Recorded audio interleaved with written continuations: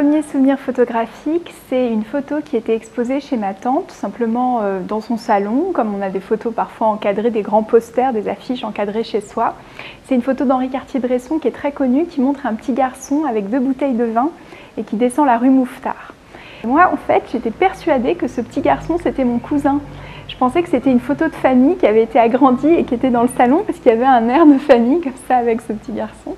Et en réalité, j'ai découvert, mais des années plus tard, peut-être quand j'avais 20 ans, que pas du tout, c'était une photo hyper connue d'Henri Cartier-Bresson.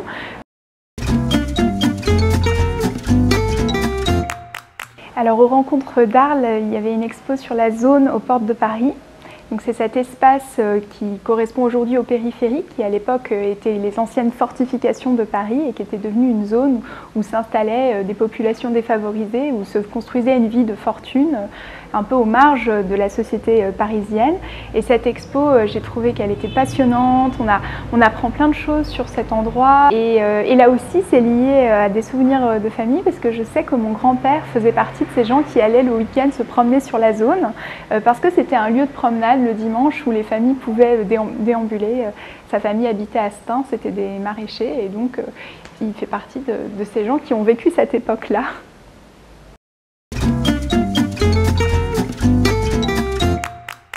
Je peux vous parler donc d'une histoire qui est derrière le livre que je présente ici à la Comète. Donc ce livre s'appelle Femme à l'œuvre, femme à l'épreuve.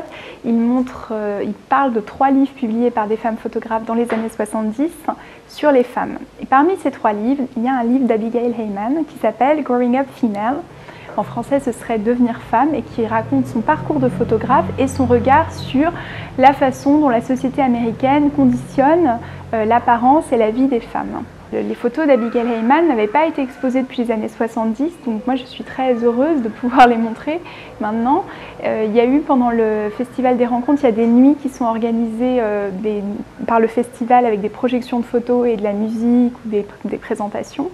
Et il y a le chanteur de Louise Attaque qui a notamment choisi des photos sur lesquelles il a posé sa musique, et il a choisi notamment des photos d'Abigail Heyman. Alors pour moi c'était magique que des gens soient là la nuit à Arles en train de danser et de regarder des photos d'Abigail Heyman alors que ça faisait des années qu'on les avait plus vues.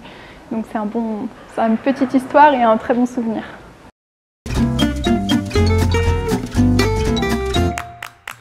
C'est une série de 3 petits volumes de la collection Photopoche.